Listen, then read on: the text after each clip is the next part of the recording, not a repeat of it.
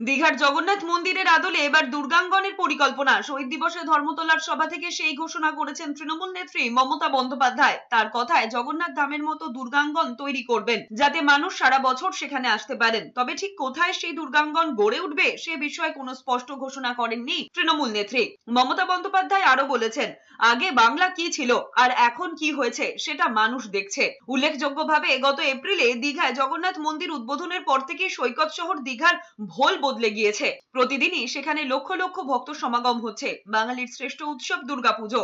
পালা বদলের পর তখ্তে বসে কলকাতা সহ জেলায় জেলায় পুজো কার্নিভালেরও ব্যবস্থা করেছেন তৃণমূল নেত্রী, যা ইতিমধ্যে ইউনেস্কো থেকেও স্বীকৃতি পেয়েছে। অনেকের মতে সেই কারণে সম্ভবত এবার দুর্গাঙ্গন তৈরির পরিকল্পনা নেওয়া হচ্ছে।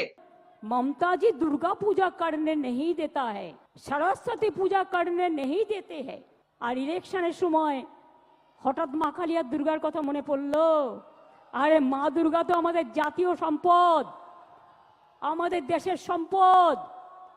তাকে কি করে আপনারা ইনট্যাঞ্জেবল হেরিটেজ পেয়েছে? জেনে রাখুন, জগন্নাথ ধাম যেমন করে দিয়েছি, আগামী দিন ওই জগন্নাথ ধামের অনুকরণে একটা দুর্গা অঙ্গন আমি বাংলায় করে দেব। তার কারণ সারা বছর যাতে মানুষ চিনতে পারে, আসতে পারে, দেখতে পারে।